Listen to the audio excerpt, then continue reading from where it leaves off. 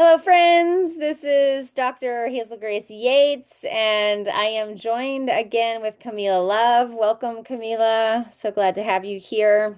For those who may not know me, I am the creator of the Art of Repair, and I am out to create intergenerational healing and a powerful tool to support you from moving from ruptures or conflict to repair, reconnection. And so I am going to be teaching at Esalen Institute, and Kamela is assisting me this year, January 19th through the 23rd, 2026. And we thought it would be fun to jam out and geek out on conflict, all things matter of conflict and repairing in that world. And so we are, last week we talked about generative conflict. What is it? How do you do it? What gets in the way of it? And so we're going to kind of dive deeper into that. But before we do that, Kamela, do you want to just introduce yourself a little bit and share how you are here now? Sure. I'm so happy to be here. Hi, everyone. I'm Kamela Love, originally from North Carolina in the US, and I have recently moved to Costa Rica, so that's where I'm calling home now. I have a lot of years spent in developing healing arts, trauma healing, and conflict resolution, facilitation of restorative processes, doing restorative justice work in jails, lots of different angles around conflict resolution work. And Hazel-Grace and I seem to have very similar, maybe not necessarily similar trainings, but very similar results in how we see conflict and how we help people to work through it. So it's a total brilliant connection to be working with you. And I'm very honored to be here. Thank you. Yeah, that like when I think about us co-teaching at Esalen, that's why I'm excited that we do have different like teachers and paths, but somehow there's overlapping kind of ethos, which is really fun for me. So, okay, what is generative conflict? Generative conflict, the person who coined this term is Malika Dutt. And the way that I defined generative conflict is moving through conflict in a way that generates more trust and more connection. Likened to kintsugi, the Japanese art form, you take broken mosaic and you put it back together with gold lacquer, and it's like, wow, a relationship can get even better after there's been a rupture when you repair it in a way that moves towards generative conflict. So, last week we talked about what are some kind of core things that get in the way of you being able to experience that. And the first one was when you're too dysregulated. So if you're in fight, flight, freeze, fawn, fix, and you're not in your center, you're not in your wise adult, you're not in your like ability to track your own self or be able to listen to the other person, that's going to be the fastest, quickest way to not have generative conflict and continue to deepen the conflict. So resourcing, regulating, being able to take space and come back into your own center and body. Another thing that we kind of jammed out was talking about shared reality. Do you want to kind of review that one, Kamela, when we talk about like holding different people's perspectives? Yeah, we shared that in each person's eyes of viewing a situation, there are a whole background of experiences, belief systems, perceptions, traumas, body injuries, all the things that one person has, they see the world with. Therefore, each of us sees it totally differently, even though we don't really realize that. And so Hazel-Grace and I help people in conflict to see each other's perspectives, even though they're always different. How can we validate each other's perspective as real for them? And that's one of the most important beginning steps of working through a generative conflict. And if you are not capable of seeing the other person's perspective and affirming their experience, it's a likely indication that you're not resourced enough. Right. Mm-hmm. Because when we're resourced enough, our prefrontal cortex comes online, and when we can actually have the capacity to hold multiple perspectives at the same time. So when we're too much in our animal brain, too much on our amygdala, too dysregulated, we can only see the world of like, this is the only reality. Right. So if you're having a hard time getting to being able to see both realities, then go back to resourcing.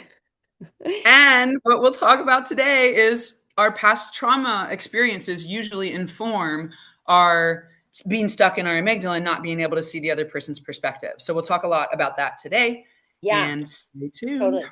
Yeah, and cool. And we're also going to talk about permission getting for these conversations. So we'll start with permission and then we'll move into trauma.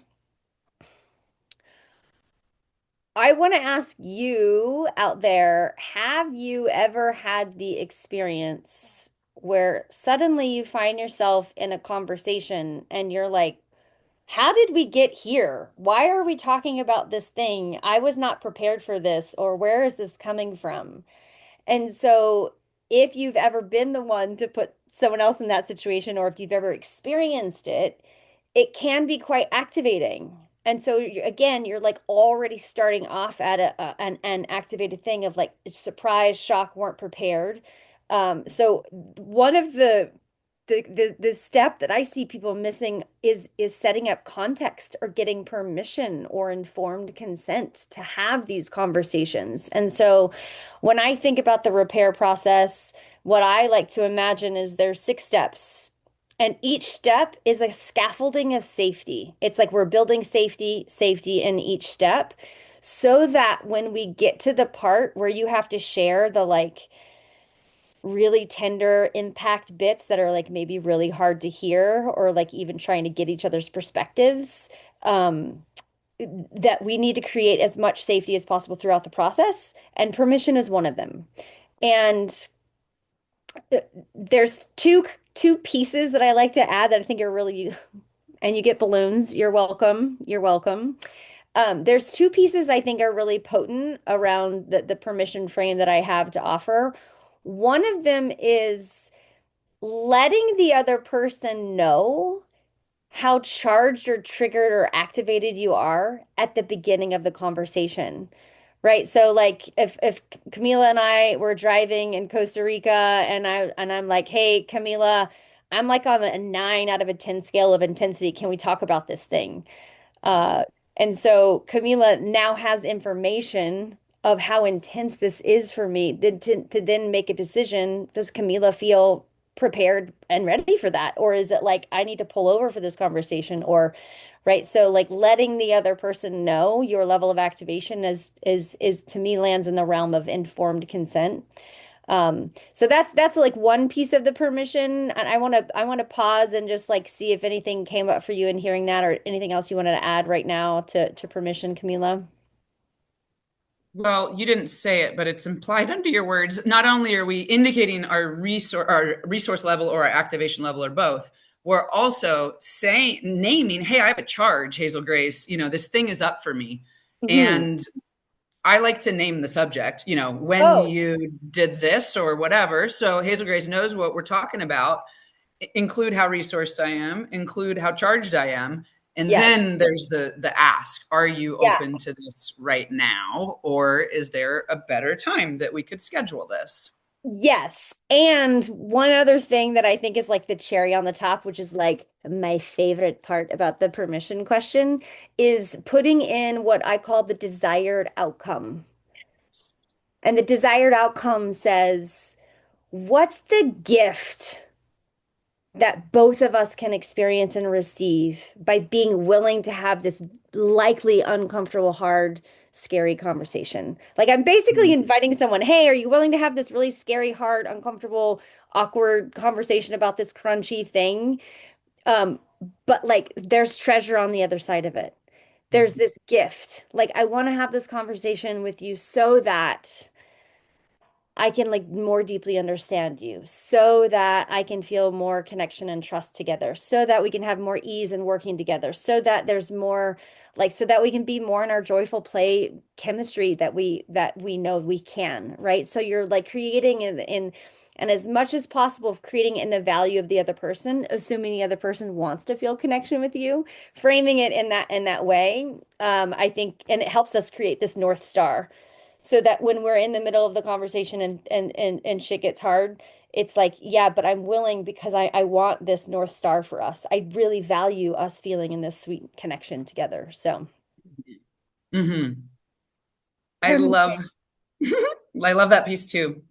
Yeah. And I want to share one thing that I got when listening to the permission piece in the self-paced online art of repair course the first time I went through the material. So Okay. I was listening to it. This is the first time I've gone through Hazel-Grace's material. And in the permission conversation piece, a gem that I took away from your online course was that I don't have to say yes if someone wants to have a clearing conversation with me. And whew, that was freeing. I remember going, oh my gosh, I needed to hear that. Thank you. Because I have such a commitment to working through conflict and re-entering harmony in relationships each time things come up. I have such a commitment to that. I have such a belief in its possibility. I have so many skills in communication and healing work. And I just want everybody to meet me there. And I also am a recovering people pleaser. So it was really potent for me to remember and give myself permission to say no if Mm, someone asks me to talk about something or clear something. And just the reality for me in my life, the time that I'm most likely to say no is when I don't actually think that person has the skills to really work through it with me in a good way. Like they've been already projecting, blaming in nasty ways. And I'm just like, I don't actually want to deal with this. And mm, I probably a past version of me would think that's terrible. And the current version of me is like, yeah, if it doesn't feel like a yes, it's not a yes. And maybe in mm. 6 months, they'll come back to me and say, hey, I did all this work. I realized that I was blaming you. And now I want to actually talk to you from a place of mutual understanding and responsibility. Then I'd be like, that feels like a yes. Yes. Oh my gosh. Thank you for saying that. That it's so ironic. I teach consent. I teach how to say no. And like if someone comes to me, I'm also a recovering people pleaser, and someone comes to me and they want to have a repair conversation, it's like my knee-jerk reaction is to say yes. And it's actually a practice for me to like do what I teach, which is take a breath, really feel into my body, and make a choice from a grounded, centered place because I do have that commitment. And it has been, I don't think I've told you this, Kamela, but it's been interesting. It- It's a bold thing to say, I'm going to teach a methodology to navigate conflict. And I say that publicly and teach it because that means I need to be that all the time. I'm sure you feel that same way too. Like you've got to walk your walk, right? Or walk your talk. And I had people from like 8 years ago email me to be like, I want a clearing with you. I had all these people like come out. It was probably like four people over about of a year span, and it was really interesting. And there was I had clearing conversations with several of them, but there was one person when I was like, I like to think about it in the frame of Dr. Betty Martin Wheel of Consent. Who is this for? Who is the repair for? And with this particular connection, I was like, oh, this repair is for them. It's not for me. This relationship is not that like meaningful or significant to me. It feels like it's going to be me doing more labor. And I just said no. And it was edgy for me to say no, being like, I'm the art of repair person. Uh, Yeah. yeah. Yeah. And I'm practicing my consent and checking in with myself. So you are walking your talk. It just Yeah, takes a little deeper understanding to see it. totally, totally. Cool. Well, thanks for remembering that. Okay, you wanna swing into talking about trauma? Let's do it. Okay, great. So when you think about what gets in the way of generative conflict as it relates to trauma, what bubbles up for you? Well, let's start with simple definition of what's trauma. I'll offer mine, you offer yours. They'll get a hodgepodge of them both. Yeah, great. I like to say, simply put, trauma is when we experience something too much, too soon, too fast for our nervous system to feel it, process it, and move through it. So we Mhm. essentially get stuck in an experience that we haven't fully felt and processed. And it's somatic in our body, it's in our emotional system, and in my belief, often in our spiritual body as well as our physical body and emotional body. and in our psychological body. Like the trauma is impacted at all levels of our being. Mm-hmm. Mm-hmm. Yes, all that. And I think that the piece that I really like to focus on, it's not the event itself. It's how our system was able to respond or not to Mm-hmm. the event because two people could have a car wreck and based on their past, they can recover and clear that trauma pretty quickly. Um, and either carry trauma from it or not. So I think it's helpful for us to remember it's not about the event, it's about our ability to respond to whatever overwhelming experience it was. And were we able to complete the defense response cycle? So the defense response cycle is like something overwhelming happens, our body responds like, oh, there's a threat, we need to complete it. And if we don't complete that in our body, kind of like stays stuck in that memory path in our bodies. And so it can come back up if our bodies don't let ourselves like totally complete and let all the cortisol and adrenaline and all that stuff that came in to keep us alive. And for whatever reason right now, I just want to like lift up our evolutionary brilliant bodies for knowing how to do this and like the intelligent adaptive strategies of keeping ourselves alive, and we know that it's been effective because we're here now, we're alive. And so like so much respect for how our bodies have learned to navigate trauma and keep us alive. So yeah, lots of Yeah. reverence for our adaptive parts and strategies and how we've figured Mm-hmm. out how to Mm-hmm. keep thriving and being alive. Mm-hmm. Yeah. I want to drop one more fun piece in around trauma and conflict right now that is when, so we're talking about essentially a subjective impact on each person. Hmm. It's a completely different experience in my body, as in Hazel-Grace's, if we were in the same event, like what they were saying. Hmm. So, how we hold and process trauma is very, very subjective. And what I was thinking of when you were talking about that is the difference between intention and impact. So, when we're talking about conflict, right, often a person who's been accused of hurting someone or harming someone will very quickly go to, I didn't mean to hurt you. I didn't intend to hurt you. My intention was this, it was good. Versus the person who experienced the harm or the hurt is having a totally different experience. The impact was not the intention. There's a difference. And in our bodies, when it comes to trauma, it's the impact, it's not the person's intention. So I thought, what a cute parallel between what we track in conflict and what actually happens when our body experiences trauma.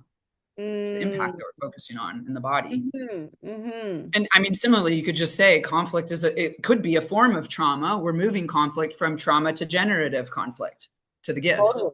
Yeah, absolutely. I loved you bringing in the concept of intention and impact. That's such a huge, another huge theme around generative conflict. Um, yeah, and I think when I think about trauma and conflict and repair, I go to usually when I start my workshops, I'm like, raise your hand if you were raised in an environment where everyone was heard and understood and all conflicts were resolved with harmony and love. And like, of course, no one raises their hand. So I think it's useful to even begin to consider that if you were not raised in an environment where you were taught how to navigate conflict in a healthy way, that in and of itself is a trauma. And in and of itself is like an imprint of like however you experienced conflict navigating growing up, unless you've worked on it, is likely what you're already bringing into the conflict conversations. Whether your way of kind of like adapting to that is either avoiding it or not addressing it at all, which is a lot of people's patterns, or like being really intense and like explosive. Those are kind of like the two extremes way.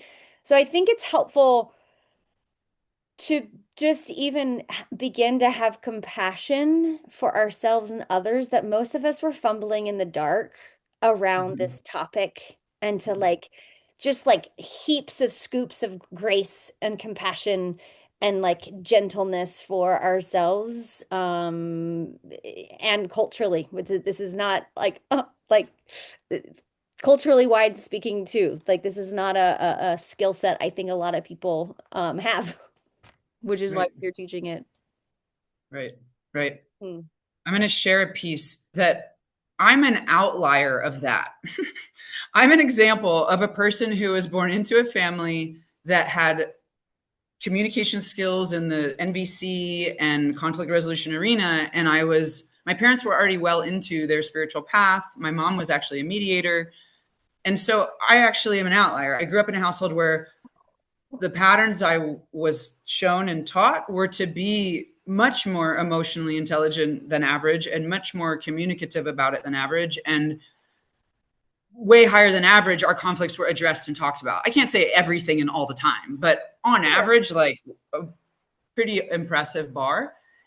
The reason I'm sharing this is because I think it's relevant to the younger generations as we see a trend of kids being raised in more conscious families and more conscious communities.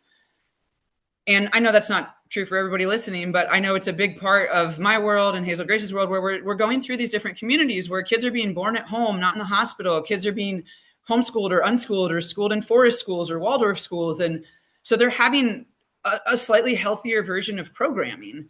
And what one of my hopes in the world is to help kids like me and kids that are coming up now learn how to actually bridge these two very different worlds. Because for me, I have all kinds of weird trauma around my home. People listen and people feel and talk about it and resolve shit. In the world, whoa, like those expectations don't get met. And I Mm. had so much disappointment in putting myself in literally traumatic environments because I thought people would do better or I expected something more beautiful. And I Mm. had the ability to hold them and hold space and see their, soul through the nasty sides they were showing me. But I didn't understand the line of what's healthy and what's not. And I just kept holding space for a lot of unhealthy. And I know other people raised in conscious families had a similar, really hard adjustment into family world, the rest of the world. Like, what is going on? So it's just useful to say, like, there's some dynamics that are not what meet the eye that, Yeah. Yeah. Wow. I actually didn't know this about you. yeah, And I'm like looking at you like as if you're an exotic animal or something. I'm like, what is that even like? Whoa. That's so interesting. Um, yeah. Okay. So trauma and generative conflict. Um, what what is bubbling up in this moment when we're thinking about trauma and repair and conflict? Hmm.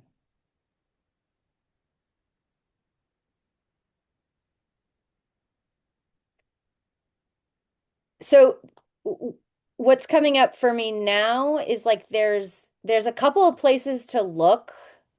Um, have you heard the phrase something hysterical is historical? yes.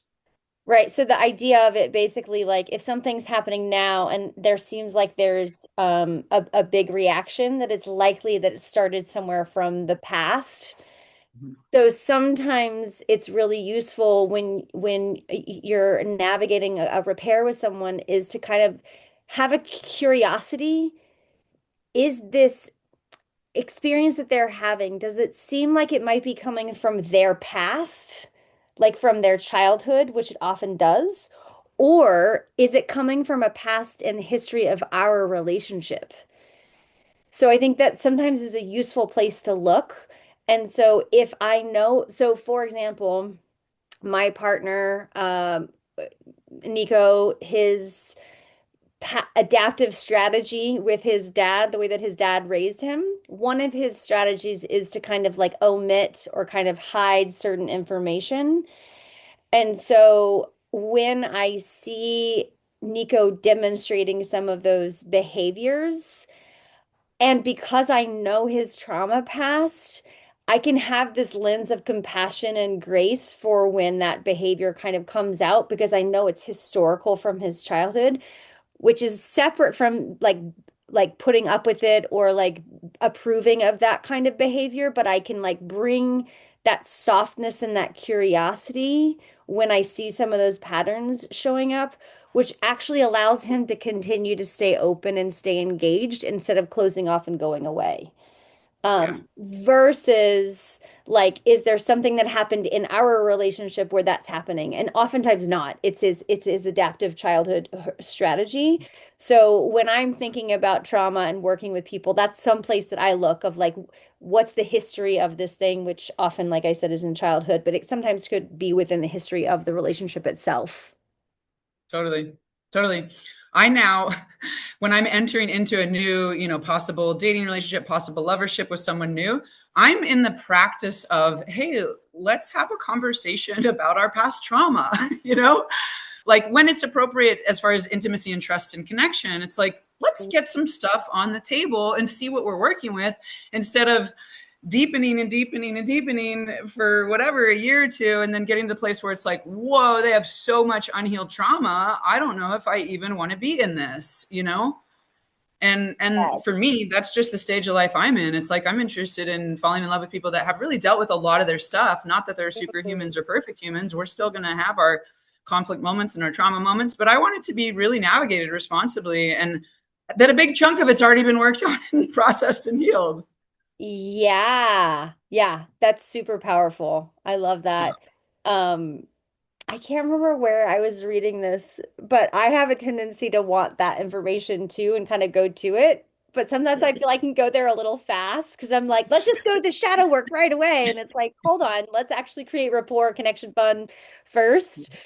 Um, so yeah, I have that tendency. But I like how you said that because uh the piece around what have you already worked on? Because again, someone can have a shit ton of trauma and have worked through it, and then they're pretty like empowered, masterful human being, which is different than someone who's had a shit ton of trauma and hasn't done their work. So it's again, it's not about have you had trauma or not.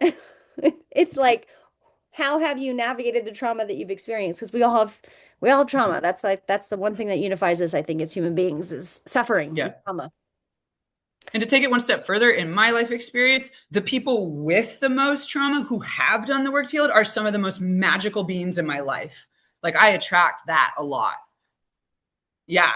Yeah, exactly. And it's like that is that is trauma as generative. I just had a little woohoo, right?